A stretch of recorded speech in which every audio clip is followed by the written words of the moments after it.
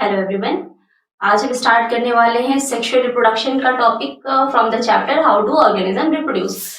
आज के लेक्चर से पहले जो भी लेक्चर्स हुए हैं उसमें हमने एसेक्सुअल रिप्रोडक्शन और उसके टाइप्स के बारे में विद एग्जांपल हमने पढ़ लिया था।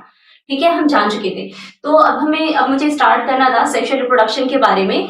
तो जब हम देखते हैं एनसीईआरटी क्लास 10 की, तो उसमें जो डिस्कशन किया गया सेक्सुअल रिप्रोडक्शन का, प्लांट्स और ह्यूमंस के बारे में हमें पढ़ना है। ठीक है, दो ऑर्गेनिज्म का पढ़ना है, जो हायर प्लांट्स है और ह्यूमंस के बारे में। ठीक, तो देखो सबसे पहले कि सेक्सुअल रिप्रोडक्शन होता क्या है, इस प्रोसेस में क्या क्या स्टेप्स इन्वॉल्व हैं और ये सेक्सुअल रिप्रोडक्शन से कैसे अलग है। तो यहाँ से पहले हम समझते हुए चलेंगे।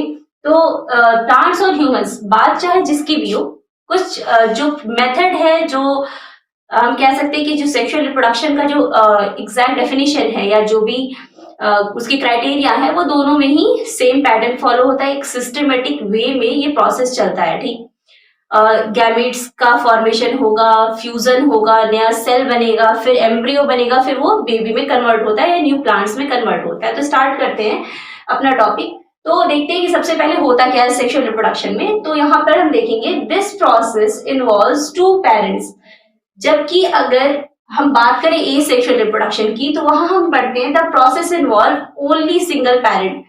एसेक्सुअल रिप्रोडक्शन में सिर्फ एक ही पेरेंट काफी था नया जनरेशन कंटिन्यू करने के लिए, जबकि सेक्सुअल रिप्रोडक्शन में दो पेरेंट्स का होना जरूरी है। दो पेरेंट्स का मतलब ये है कि मेल एंड फीमेल दोनों का होना जरूरी है, आइदर प्लांट का केस हो और ह्यूमंस का केस हो, दोनों के लिए।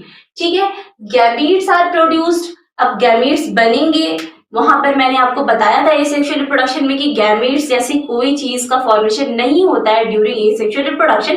गैमीट्स का कोई इन्वॉल्वमेंट नहीं होता है एसेक्सुअल रिप्रोडक्शन में। तो बहुत सारे बच्चों को भी नहीं पता होगा, बहुत सारे बच्चे सोच रहे हैं गैमीट्स क्या चीज है। अभी हम उस पर भी पहुंचते हैं। तो देखो गैमीट्स बनते कैसे हैं। गैमीट्स बनते हैं, जो भी प्लांट्स की बात कर लो, ह्यूमंस की बात कर लो, उनकी बॉडी में रिप्रोडक्टिव ऑर्गन्स प्रेजेंट होते हैं। ठीक है, reproductive organs special type of organ है जो कि रिप्रोडक्टिव सेल्स को बनाते हैं। और जो रिप्रोडक्टिव सेल्स है जो आगे जनरेशन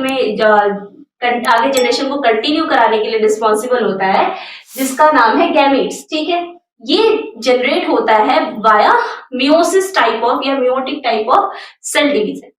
दो टाइप ऑफ सेल डिवीजन 9 में पढ़ रखा होगा सबने। ठीक है, माइटोसिस और मियोसिस, जिसमें माइटोसिस तो जनरल सेल डिवीजन है।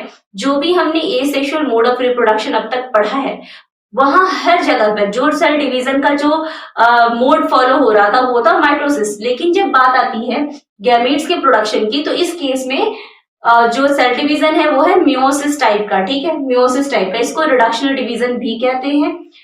तो इस सेल डिवीजन के बारे में डिटेल आप किसी और लेक्चर में हम बात कर लेंगे, जहां पर आपको पता चल जाएगा अगर आपको मियोसिस नहीं पता है तो। ठीक है, ये टाइप का सेल डिवीजन होता है जिससे गैमेट्स बनते हैं। फर्टिलाइजेशन होता है टू फॉर्म जाइगोट। फर्टिलाइजेशन क्या होता है बेटा? Fusion of gametes is known as fertilisation. Fertilisation क्या है? Fusion of gametes. Fusion of gametes, gametes जब आपस में फ्यूज होंगे तो उसे हम फर्टिलाइजेशन कहते हैं। अब फ्यूजन ऑफ गैमेट्स का क्या मतलब है, देखो जरा। गैमेट्स दो तरह के होते हैं, स्पर्म और एग। मेल्स में अगर बात की जाए तो उनके जर्म सेल्स या उनके गैमेट्स को हम स्पर्म बोलते हैं, और जब फीमेल में बात की जाएगी तो उनके जर्म सेल्स को हम एग बोलते हैं। ठीक है, दोनों केसेस में ये हमें पता चल गया कौन से गैमेट्स हैं। जब ये आपस में फ्यूज हो जाएंगे, ऐड हो जाएंगे, क्या बनाने के लिए? जाइगोट का फॉर्मेशन करने के लिए। तो ये जो प्रोसेस होता है इसे ही हम फर्टिलाइजेशन कहते हैं। तो फर्टिलाइजेशन को हम डिफाइन कर सकते हैं कि the process of fusion of gametes is known as fertilisation to produce a zygote. Zygote बनता है। ठीक है, चलो देखो क्या डेफिनेशन क्या दे सकते हैं सेक्सुअल रिप्रोडक्शन के लिए। तो डेफिनेशन होगा the process of reproduction in which male and female parents are involved and fusion of their gametes takes place to produce zygote. Zygote बनाने के लिए इनका फ्यूजन होता है। और देखो जाइगोट क्या होता है, जैसे जैसे टाइम गुजरेगा जाइगोट का जैसे फॉर्मेशन हो जाता है। जाइगोट एक सेल है, जाइगोट एक सेल है जो कि अगर एक सेल की बात करें तो ये सपोज ये एक सेल है और सपोज करो ये स्पर्म सेल है, तो ये फ्यूज करके जो नया सेल बनाता है जिसे हम क्या बोलते हैं? जाइगोट बोलते हैं। ये कुछ टाइम के बाद mitosis type of cell division, mitosis, not meiosis. Meiosis होता है सिर्फ जर्म सेल को बनाने के लिए, फिर माइटोसिस होता है और ये सेल्स और डिवाइड करते हैं, और डिवाइड करके क्या बनाते हैं, एम्ब्रियो बनाते हैं, फिर एम्ब्रियो और बड़ा होता है, फिर एक नया बेबी बन जाता है, नया इंडिविजुअल बन जाएगा, ठीक है। ऐसे करके जाइगोट से नया जनरेशन कंटिन्यू होता है। अगर ह्यूमंस की बात हो और प्लांट्स की बात कर लो, प्लांट्स में भी ऐसे ही होता है, ठीक है, प्लांट्स में भी ऐसे ही होता है। एम्ब्रियो वगैरह बनेंगे, एम्ब्रियो से छोटा सा प्लांटलेट बनता है, फिर उससे लीव्स निकलते हैं, शूट्स, रूट्स निकलते हैं, और उसके बाद पूरा प्लांट बॉडी रेडी हो जाता है। तो गैमेट्स आपको पता चल चुके हैं। यहाँ पर अगर आप देखो तो मैंने लिखा है हैप्लॉइड। हैप्लॉइड क्या चीज है, पहले तो ये भी समझ लो। अगर ह्यूमंस की बात करें, ठीक है, जैसा कि हम जानते हैं ह्यूमंस में कितने क्रोमोसोम्स होते हैं टोटल। क्रोमोसोम्स वैसे तो क्रोमोसोम के फॉर्म में पाए नहीं जाते, but during the cell division हमें पता चलता है कि क्रोमोसोम्स वहां बनते हैं, कॉम्पैक्ट स्ट्रक्चर बनता है जिसका नाम क्रोमोसोम है। तो ह्यूमंस में आपने पढ़ा होगा, नहीं पढ़ा होगा तो कभी सुना होगा, टोटल कितने क्रोमोसोम्स है, 46 क्रोमोसोम्स है टोटल।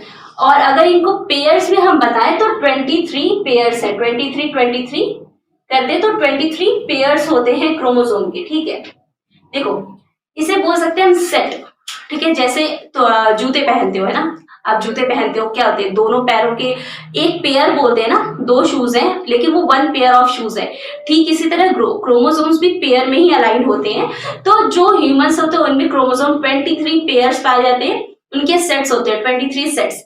लेकिन जब अगर हम नॉर्मल बॉडी सेल की बात करें, जैसे हमारा हेयर हो गया, स्किन हो गया, लंग्स है, लिवर है, कोई भी जनरल बॉडी सेल, तो यहाँ पर टोटल की हर सेल के अंदर 23 पेयर क्रोमोसोम्स का फॉर्मेशन होता है, ठीक है। इस कंडीशन को हम बोलते हैं डिप्लॉयड कंडीशन। क्या बोलते हैं, डिप्लॉयड। देखो जब क्या होता है, जब वापस से अगर हम बात करें कि जब हैप्लॉइड सेल बनने की बात होती है, तो जब म्योसिस टाइप का सेल डिवीजन होगा तो बनते हैं हैप्लॉइड सेल्स, ठीक है। म्योसिस में क्या होता है, क्रोमोसोम्स के नंबर सेपरेट हो जाते हैं। सपोज करो कि जैसे एक पेयर में यहाँ पे अलाइन थे क्रोमोसोम्स, ठीक है, ये आपको दो डॉट्स दिख रहे होंगे, और एक क्रोमोसोम अलग चला जाए डिवाइड होकर और ये दूसरे साइड चला जाए, तो ऐसा होता है कि 23 जो हाफ सेट है क्रोमोसोम का, पेयर का आधा सेट वो एक सेल में चला जाता है, और सेल का जो क्रोमोसोम का आधा सेट है वो दूसरे डॉटर सेल में चला जाता है, ठीक है। तो जो जर्म सेल का फॉर्मेशन होता है उसमें हैप्लॉइड मतलब हाफ सेट ऑफ क्रोमोसोम होते हैं, दैट इज ओनली 23। ये तो मैंने ह्यूमंस के एग्जांपल पे आपको समझाया कि लाइक 46 क्रोमोसोम्स होते हैं ह्यूमंस में, हम सबको याद रहता है। ठीक इसी तरह बाकी जो और भी ऑर्गेनिज्म है जिनमें सेक्सुअल रिप्रोडक्शन का मेथड फॉलो होता है, या प्लांट्स की बात करें, प्लांट्स में सेक्सुअल रिप्रोडक्शन होता है, तो इनकी बॉडी में जितने क्रोमोसोम्स होते होंगे पेयर में, देखो क्रोमोसोम्स हमेशा पेयर में होते हैं, पहली बात। दूसरी बात, जब वो पेयर में होंगे तो उन्हें हम डिप्लॉयड कहेंगे। जब हाफ सेट एक सेल में चला जाता है उसे हम हैप्लॉइड कंडीशन कहते हैं। तो देखो हमारे गैमीट्स हैप्लॉइड होते हैं, चाहे वो स्पर्म सेल हो या एग सेल हो, ये हैप्लॉइड होते हैं। मैंने एन लिखा है means half set of chromosome, और 2n मींस डिप्लॉयड कंडीशन, क्योंकि देखो जब एक एग और स्पर्म आपस में फ्यूज करेंगे तो जो आधा सेट क्रोमोसोम का स्पर्म में आया और जो आधा सेट क्रोमोसोम का एग में आया वो एक साथ फ्यूज हो जाएंगे, और अब टोटल 46 क्रोमोसोम्स हो जाएंगे, इट मींस 23 पेयर्स। तो ये अब हम इसे कह सकते हैं कि जाइगोट में डिप्लॉयड कंडीशन आ गया, जो कि नॉर्मल बॉडी सेल्स का कंडीशन है। अब ये फर्स्ट सेल बोला गया, जाइगोट क्या, मैंने देखो first cell of new generation, जो नया जनरेशन स्टार्ट हो रहा है, इट मींस जो न्यू चाइल्ड बनने वाला है या न्यू इंडिविजुअल जो ग्रो करने वाला है, उसका जो फर्स्ट सेल बना वो है जाइगोट, जो नया जनरेशन को कंटिन्यू कराएगा। तो ये तो रहा general discussion about sexual reproduction, जो कि प्लांट्स हो, ह्यूमंस हो, अदर कोई भी एनिमल्स हो, उनमें ऐसा ही फॉलो होता है। ये आपका डेफिनेशन है। अब हमें जो स्पेसिफिक बात करनी है, पहले हम स्टार्ट करेंगे discussion of sexual reproduction in flowering plants. Flowering plants ही क्यों, क्योंकि फ्लावरिंग प्लांट्स सबसे ज्यादा डेवलप्ड प्लांट्स हैं और उसमें सेक्सुअल मोड ऑफ रिप्रोडक्शन समझ सकते हैं इजिली। तो हम वहां से स्टार्ट करेंगे, फ्लावरिंग प्लांट्स हमें पढ़ना है, और फिर उसके बाद हम बाद में डिस्कस करेंगे अबाउट ह्यूमंस, ठीक है। तो चलो अब हम नेक्स्ट वीडियो में कंटिन्यू करते हैं about sexual reproduction of flowering plants, ठीक है।